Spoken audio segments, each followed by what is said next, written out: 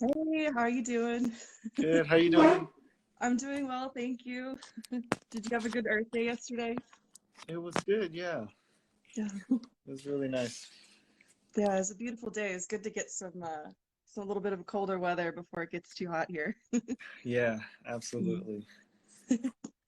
Fantastic. Well, we have some folks already joining us, so I think we're good to go ahead and get started. I just wanted to welcome everyone. Thank you so much for being here. My name is Stephanie, and I'm an adult services librarian at the Monrovia Public Library. And this interview series that we're doing called Live with Locals is a part of our Book to Action grant, which is all inspired by this book, Braiding Sweetgrass. And if you have any questions about Book to Action after this live, just go ahead and visit the link in our bio, and you can learn more about this incredible grant program where we learn from the book we're reading and put that knowledge into everyday actions. This year's topic is sustainability, so that's why we're kind of kicking off around Earth Day. And we're so excited here today to be with Eugene, who is the Hillside Wilderness Preserve Supervisor for Canyon Park. And we're going to learn a little bit more about him today and the Bobcat fire and Canyon Park and how everything's going. So, Eugene, why don't you go ahead and say a little bit about yourself, and then we'll get started with some questions. Yeah, sure. I have the privilege of working in Canyon Park and Hillside Wilderness Preserve. I supervise 8 park naturalists and one coordinator, and we the coordinator's a program coordinator that helps with a lot of programs in Canyon Park. We oversee about 1,400 acres, just over 1,400 acres of a wilderness preserve, and that is including Canyon Park. And yeah, we do a lot of different operations in the area. Um, we do everything from public safety to maintenance to community programming to environmental stewardship. So a little bit of everything in our small little park. So Yeah, yeah, it's incredible. From the first time I met you, I always thought you just have the coolest job ever, and I'm really looking forward today to hearing more about what you do. And speaking of which, could you tell us a little bit about, what is a park naturalist? What do they do? And how is that something, like, how do you get into that? What it's involved in getting into that line of work? sure. So a park naturalist is very closely related to what we would call park rangers. Some areas call them park naturalists. We in Monrovia thought park naturalists seem more suitable for the type of work that they do. A park naturalist is a greeter and an interpreter that has knowledge of um, our natural resources and our ecology in our area. They are also guardians of kind of the area that we oversee. They inform public. They help maintain a lot of the areas that are accessible to the public, and then we also try to provide a lot of programming to help educate the stewardship of the natural resources that we have and outside of what we supervise too or what we oversee. Uh, just like a park naturalist is similar to being a park ranger. When you try to go into this field, you want to have a good um, understanding of natural resources. So any kind of earth sciences, biology, geology does really help in this field. Every agency has their own criteria or their type of qualifications for this field. But a lot of them you will see have um, a lot of education in earth sciences, and they also have to have a really good understanding of customer service because we do serve our public in a lot of different ways. So we want to make sure that we are not just good stewards environmentally, but we also are good servants to our community. So, if we are doing an education tour, or if we're informing the public, or a first-time user, or a person that's been coming for years, we want to make sure that we're accessible to answer questions and to help them with whatever kind of concerns there are, which are very, very diverse. We can have anything from trying to understand why a certain deer keeps coming to our backyard in our neighborhood, Yeah. to the recent fires and what we're doing from there, and how we how we help out our public and our youth and help them inspire to be the next land stewards for our areas. So, you know, there's a lot of different ways you can get into this field. But what I've seen consistently is whether it's a local agency like us or a state or a federal agency, education is one, but some kind of experience. And a good way to get experience is volunteerism. Volunteering in an area in the field that you want to pursue really does help get your foot in the door and give you an understanding of how this field works and how the nuances can get your book studies out into field studies. So I always encourage volunteering for you know, maybe a couple of years just to see, but that's not always the path. You know, and yeah, that's pretty much kind of in a nutshell of Park Naturalist. So.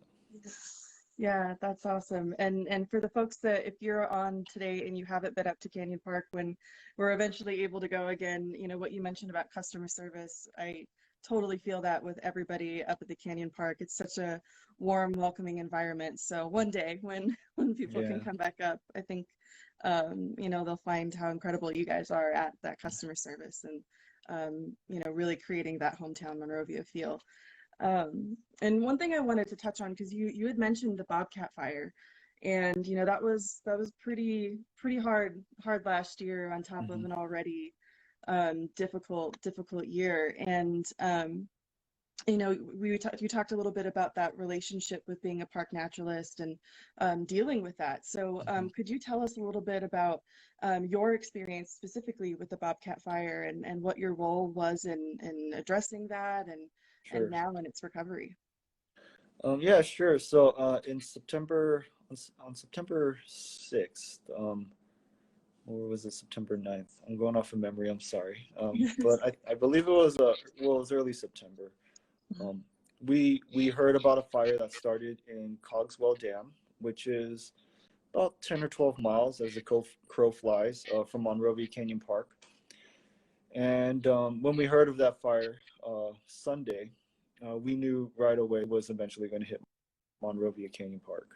It was just, we just knew by the terrain and the type of terrain that we had to act quickly, and we had to start getting resources into the city of Monrovia to help protect residents. That was our main concern.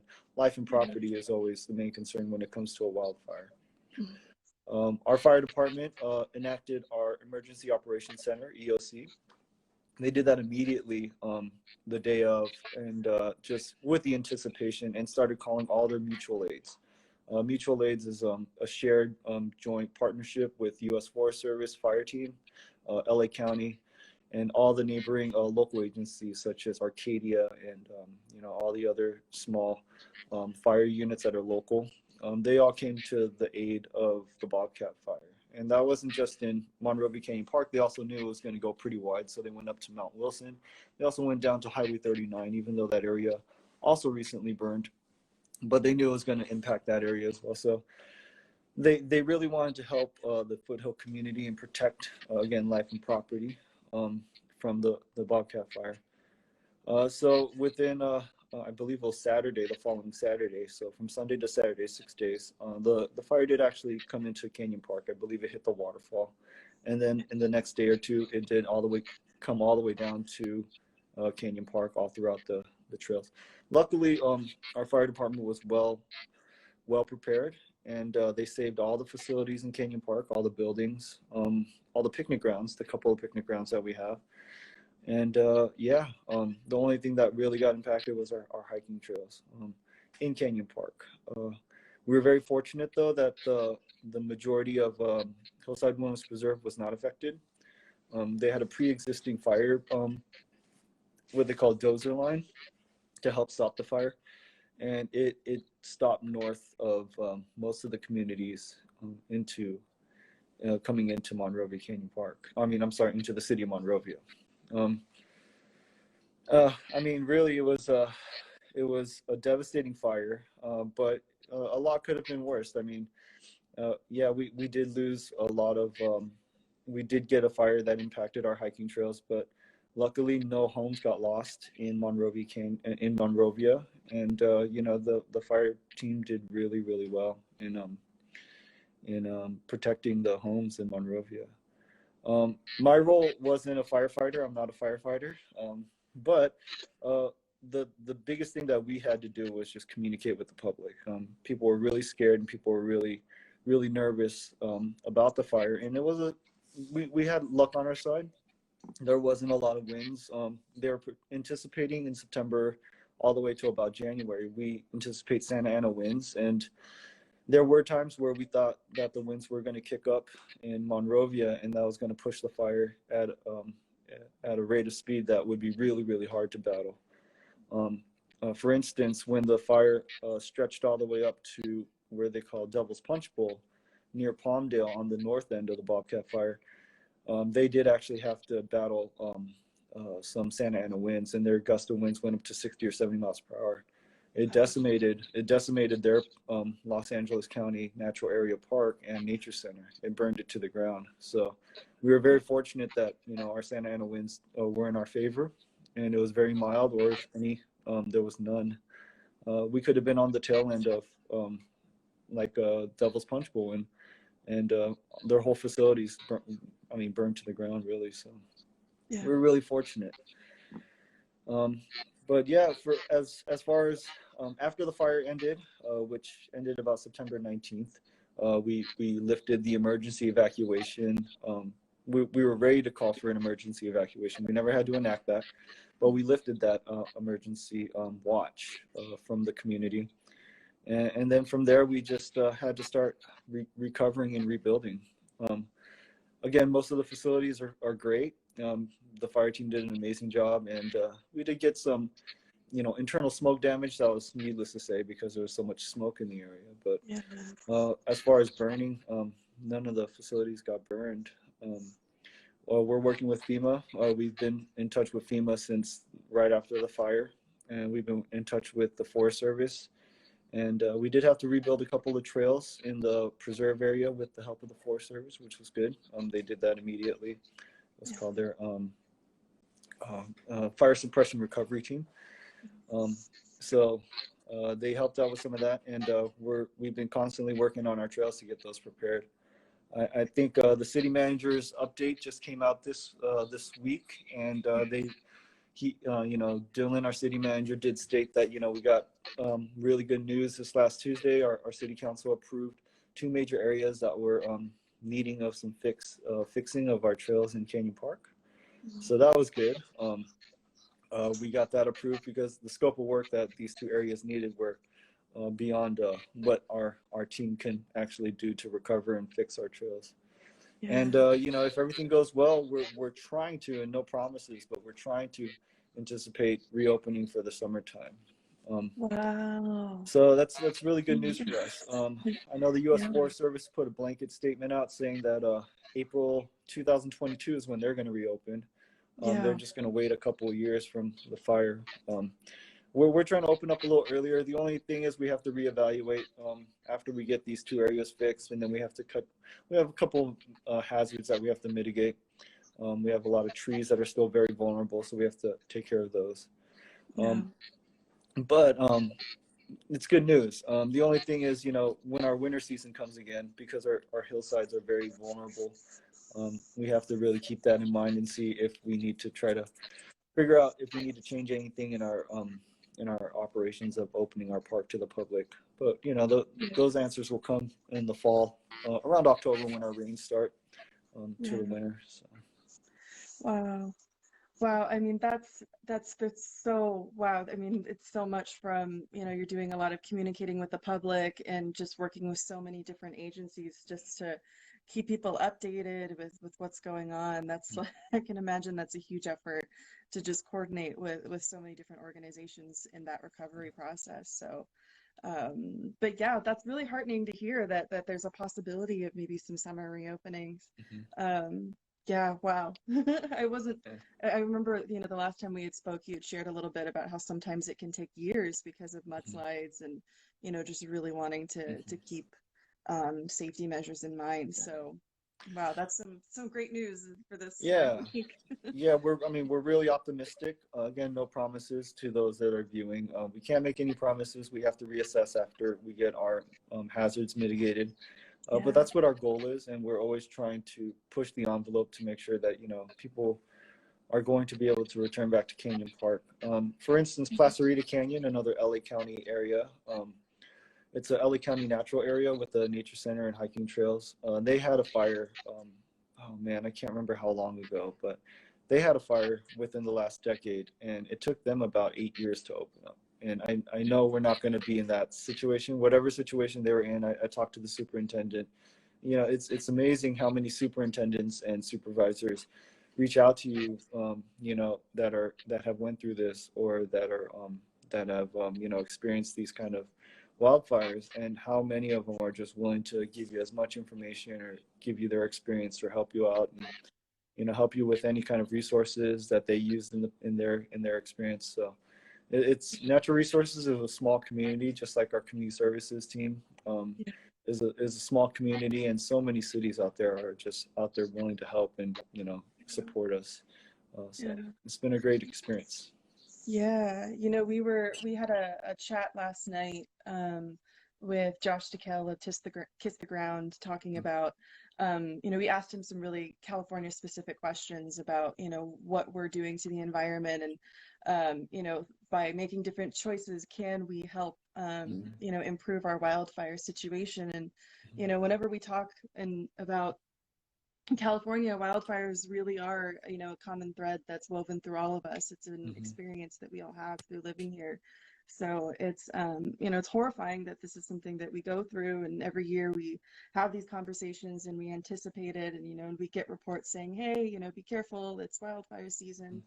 But it's really heartening and beautiful to see how, communities up and down the state, just share resources and information together, like you just shared. We're all, that saying, we're all in this together. I know it's kind of tough to keep hearing that, but it makes me happy to know that, as much as you're supporting everybody and taking really good care of our, of our land and in the parks, that you're getting that support from other folks too that, unfortunately went through something really difficult as well. So, yeah, wow. And speaking of the recovery process, I know that probably takes a lot of people. You said there's a lot of different organizations that are a part of that, and you're getting some extra help. What about local people? Are there any opportunities to volunteer? Donate to recovery efforts? What sort of things do you guys need to recover, and how can the community get involved in that? Well, there is a good list of volunteers that I'm taking their names. Unfortunately, because the area is so hazardous, unless we're a full, we have volunteers that are processed through the city that have been volunteering with us for years, for decades. They have been boots on the ground helping, and I know a lot of community members really want to, and I'm so in awe by the amount of support that so many people really want to come out and help us build our trails. But unfortunately, because of the liability, we really are holding back on trying to get public involvement to help build the trails, because of how dangerous it could be, and just we really want to do that with a slow process. But there are going to be there's going to be an opportunity when we start opening the park, and we still need that help to help out Canyon Park. And I just ask everybody, just email me, and those who want to be on the list, because there will be plenty of projects and things to do to get Canyon Park back and running when we do open to the public, and we'll need any kind of help that we can. Donation wise, we really don't take anything donation wise as a department, but there is a foundation that does support us. It's called Empower, Monrovia Parks, Wilderness, and I can't Empower, NP, Monrovia Parks, Wilderness, Recreation and I think? Recreation. Yeah, and Recreation, I'm sorry. No. they're a foundation. It's a nonprofit organization, and they take donations to help support any of the programs or any of the recovery that that supports Canyon Park and Hillside Wilderness Preserve. So if there is any kind of donation you'd like to, help out with, Empower would be definitely the website to go to, and it's MPWR. I believe it's .org, and they have an Instagram, they have a website, and you can also find them, I believe, on the city website too as well. And that's a good way. Another thing that people can do to support is also just patience, really. I know people are eager to come in, and people are wanting to come into the park, but really just give us a little bit of patience. I think our timeline and our optimism is getting us way ahead of the curve. So it'll be hopefully in a distant past where we're closed off to the public because of the situation. We're coming out of COVID too, so that was a challenge for us before the fire as well. So we'll probably see some different changes with our restrictions and regulations when it comes to the LA County Health Department. So we're coming out of it. So yeah. Yeah, I can only imagine how both of those situations just compounded on each other. It's so much. And speaking of the Bobcat fire, and just that's it really was the sort of entry point for us in this conversation of sustainability. I remember when that was happening, and we were kind of talking together as it was still happening. The fire was still going. We wanted to do another book to action and specifically talk about what we can do to better take care of the land, and the hopes that would lessen the opportunities for these fires to happen, and just to take care of our community and the planet. And so I guess on that topic, what makes what made Canyon Park susceptible to that fire, and just in general for California? How does that happen, and maybe what's some of the human contribution to that we can maybe hopefully reverse in the years to come? Well, California has a lot of different ranges, and we're in San Gabriel Valley, and our mountain range is called the Transverse Range. The Transverse Range is really unique in California because it's unlike the Sierra Mountains. It's a mountain range that's continually growing. I know everybody kind of thinks with the two plates, the San Andreas Fault, those two plates are eventually going to separate, and we're going to have like oceanfront property in the high desert, and LA is going to fall off into the ocean. It's not actually the case. In so many years, which is well beyond our lifetime, LA is actually in the direction to go up to San Francisco. It's kind of going in a sideways motion. Yeah. So because of that, and the plates that are rubbing together when they go side to side, they are rubbing with each other, and they're pushing against each other. So with that San Andreas Fault in our section, our mountain range is growing. And the reason why I bring this up is because our transverse range, because they are still growing and they're still rubbing and they're still building, it creates a lot of canyons and a lot of steep slopes. When you get fires in different areas, Northern California, in San Diego, they all have their own different challenges when it comes to a wildfire. And the reason why ours was so significant was, you think you can drop a bunch of water on a fire line that was coming down and that would stop it. But because our slopes were so steep, say if we had a fire in this top area of our slope, if a tree burned out, it would just roll down to fresh green areas and just start another fire below it, even though the fire line was up here. That was constantly happening with our fire. Even though they were getting a good handle on the fire line, it only took a couple of trees to burn out and roll down, and then start another fire and continue to grow. That was one. Another thing to keep in mind, and especially in our area, was we have a lot of what we call south-facing slopes. And with south-facing slopes, it's a lot hotter because it's direct in sunlight, and it burns really, really hot during the summer years, um, which is, great for our type of ecology. But the biggest challenge was, and you don't hear a lot about wildfires in the East Coast. I mean, it's just one of those things you don't really hear about. And the reason is because of the humidity in California. There's not too much humidity in California. Yeah. Humidity creates bacteria and fungus, and harbors a lot of insects, breaks down a lot of material. When plant life dies out for the year, that humidity and that fungal and bacteria actually breaks down that matter, that leaf litter and that matter, that plant matter, to go back into the soil. That's why you don't really hear a lot about Georgia and Alabama getting a lot of wildfires. They get different type of wildfires, but nothing like California. Every year our plant matter doesn't break down, so it just kind of piles on each other over and over and over again. That's also true with our our pine duff. When it comes to the pine elevation, it just does, we don't have that type of constant wetness and humidity to break down and especially us in Canyon Park and Hillside Wilderness Reserve, we have what we call chaparral, which is really woody and really dry. So all that leaf litter just kind of stays on top of each other for years on end. So it makes it a little tough when there's a wildfire, because it's just constant fuel that's just building and building.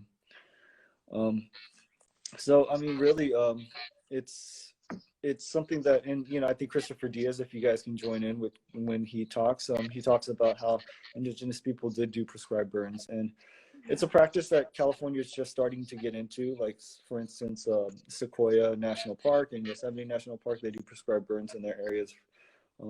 It's a big undertaking, but for us, we don't practice prescribed burns, which is rightfully, it's understandable. People are very scared of fires, so they, it's hard, and unless you have the resources and a lot of money, it's really hard to practice prescribed burns in a natural area. So there's a lot of different reasons that kind of culminate to build the reason why we have such intense wildfires. Yeah. So there's not really one answer of really what we can do. I mean, it's just region wide. It's just, that's how we're in. Our slopes make it really tough if there's a fire to fight it. On top of that, the type of ecology we have here is just made to have a wildfire. The type of wildfires, we don't have grass fires or anything like that, which is really fast and flashy. That would happen more in the Sacramento area, where you'll see a quick spread and then it'll just die out. So yeah, it's a little bit of culmination of everything that happens. That's why Southern California fires, it seems like it takes forever for them to go out. It's because of that reason. The terrain is so tough to fight a fire. You can't just I thank our wildfire team, wildland firefighters, so much, because they have a science down to how they fight fires. But when you're in the middle of nowhere, and to build a fire line to stop it, it's virtually impossible. They can try to do as many water drops, but that can only stop it for so long. So the biggest thing that we can do is just to make sure that we support our wildland firefighter teams, and with the resources that they have. And again, it was very lucky for us to not lose any homes and lives, and life and property is the biggest thing that comes when it comes to fighting a fire. The area will recover on its own. We already see Canyon Park 6 months out. It's getting really green, and all of our plants that were there pre-fire are already coming back post-fire. So we don't really have to worry too much about our natural resources. They're coming back stronger than ever. But yeah, just support your local agencies to help them do their job and what they need to do to protect our homes and our lives. Yeah, and for folks that are still with us, if you haven't had a chance yet, make sure you follow the Monrovia Canyon Park Instagram account, because it just makes my day when I see some of the photos that you guys are able to post about, just photos of what it looks like up there now, and seeing some green. It just, brightens my day. So make sure you follow them. We'll be sure to put a lot of the organizations that you've mentioned. We'll find somewhere to share that out so people can follow them and hear about what they're doing, and get connected and really stay aware of what's going on. And we we'll actually, I think it's really cool that you mentioned Christopher Diaz and our local fire department. We're actually going to be doing some interviews with them in the coming weeks as well. So for those of you that are still with us, pretty much every Tuesday and Friday, we're going to be having one of these interviews. So we hope to see you then. But yeah, I guess just to end off, if you could just tell us where people can, what the best place would be for people to get updates and to connect with future volunteer opportunities. I know you said they could email you. Would you mind if I put your email in the chat for folks that might be interested in? Oh, absolutely. Yeah. Go ahead and put my email on there. My contact number also, my office line. You can always call that number too. Okay. But yeah, any of those ways. The City of Monrovia website, and they do have a Bobcat fire section on there. It hasn't been updated too much because there hasn't been too much movement. But Canyon Park's section in the city website will tell you the day that it opens. But I think the quickest way that most people are tuned into social media is either our Instagram. The day that it opens, we're going to put an announcement on there. And I'm sure it's going to happen on Monrovia's Instagram and their Facebook page. And a lot of people will share that. So, yeah, stay tuned on City of Monrovia's Instagram and our Instagram. It'll give us the day that it will give us up-to-date information on how the wildlife is recovering, the ecology is recovering. Yeah. And also up-to-date information on how we're going to make it accessible to the public. So, yeah. That's awesome. Alrighty, well, thank you so much. I know we have some folks tuning in from their lunch break, and so we'll let everybody kind of get back to work. And for folks that maybe have wanted to share this interview with some friends, I'm hoping to save the live recording of this and share it out later. So stay tuned. We'll be sure to announce when that goes up.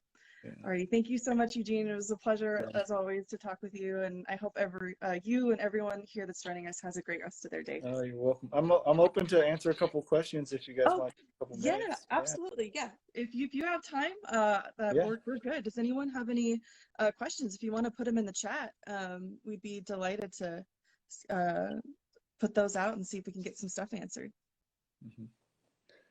Yeah, I wasn't really following it too much as it scrolls. There's only a little margin where you can read, but yeah, it goes if right anybody back. has any questions, I'll stay on for the next couple minutes, if you don't mind.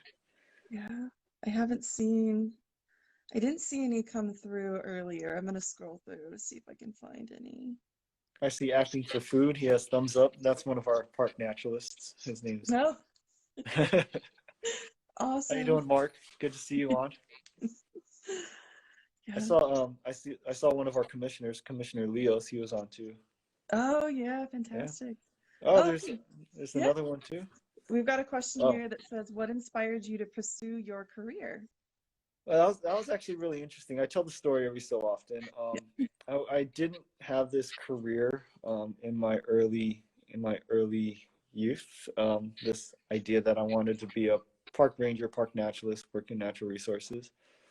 I had a different career, and it wasn't really as fulfilling. So one day I was reading. I've always camped and hunted and fished for many years, and I had a subscription to Field and Stream, and in a Field and Stream article, it said never work a day in your life, and it had these jobs that you can do in natural resources, whether it's a guide to help with hunting or open your own bait shop, and one of them was be a park ranger. And I read the article, and I was probably about 29, 30, and I said, you know what, that's what I want to do. That's what I want to change in my life. So I pursued that. I went back to school, and I started volunteering, and yeah, 11 years later, I'm here. So it kind of found me in a weird way. You know, that's incredible. It surprises me to hear that story, just because in all the time that I've known you, whenever you've talked about what you do, it just seems like this was what you've been doing your whole life, and like you were just meant for this, you know. I tell my coworkers, I'm like, I was talking with Jade after the time we last spoke on Zoom, and I said, yeah, that's someone right there that's doing exactly like what he should be doing, and you're so like great at it, and you can tell when you talk about it, you just, you know, you come alive in a really special way. So I'm so glad that you found it. I'm going to tell you right now that article is a lie because it says never work a day in your life. I mean, you work really hard in this field, so Yeah. but it's very rewarding, and I don't feel like I'm working sometimes, but you Yeah. do work hard though, Yeah. But I see Commissioner Leos has a question. Yeah. Which canyon park plants have you seen notice grow back the most quickly? I think the thing that we saw grow back the quickest was laurel sumac. It's one of our woody kind of perennial bushes, and it was really, really strongly coming back. I mean, within the first couple months, we saw it come up to about knee high or waist high. And with also another one of our perennial woody plants is it does go deciduous is poison oak. Poison oak has came back really fast as well too. I would say those two chaparral kind of plants. Poison oak isn't always chaparral, but they do like really they really don't need too much water. And I mean, even after the fire, I don't know if it was the nitrogen in the ground, but we really didn't even have any rain, and it just started sprouting out and crowning like really, really plentiful. So that was those are probably two of the ones that we saw immediately right away, and yeah, have been flourishing. Now they're getting unmanageable again. Yeah. We always have to fight back poison oak. So Yeah. Yeah, that's incredible. Yeah, and I know as you mentioned, we have Gio here in the live. He's going to be talking a little bit about the Bronton's milk vetch in a few weeks. So I'm excited to hear a little bit more about that. Is that something that you see up there as well? The Broughton's milk vetch is in the preserve. It's on a stretch of the preserve that does pretty well, and especially with our recent grading, because the Forest Service, they did do some grading on our service road, which is Lower Clamshell Motorway. They did that out of necessity to build a fire break. We're going to see probably a lot of sprouts coming from that. I don't want to take too much away from Yeah. Commissioner Leos's presentation, but it does need a little bit of disturbance. So it's it's gonna do pretty well. But yeah, it's in our preserve area. It's not so much in Canyon Park. Yeah. So it's a really good one. It's a good endangered plant species that we have in our preserve. It's really beautiful, when we were first in our planning meetings for that one to get that interview going. I looked it up and I thought, oh my God, like that's goodness. It's gorgeous. It's a beautiful plant. So I'm excited to hear more about that. Yeah. Does anyone else have any other questions for Eugene while we have him? Can give folks a few moments to pop in with any questions. Check our.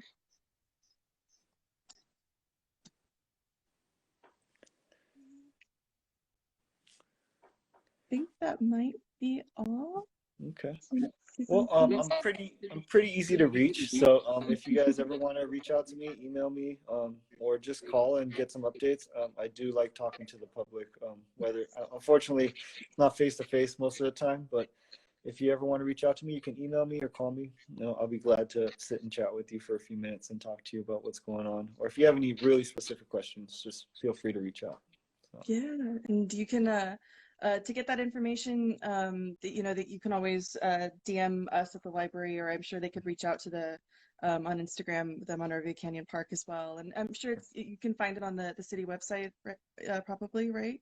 Yeah, I'm sure. I don't know how people find my number. I'm not really. Okay. I do a really bad job of how but people do find me. So. Okay. Yeah, we can share that information out. So if anyone on the call wants to message us, we'd be happy to provide that. So. All right. Well, thank you everybody for joining in, and thank you Stephanie for having me on. We'll hopefully have some good news in a few months. Yeah, we'll be staying tuned for that for sure. Thank you so much. It was a lovely chat. I'm always happy to get a chance to talk to you, and I hope everyone has a great rest of their week. And take care. Thanks for joining in. All right. Thank you guys. Bye.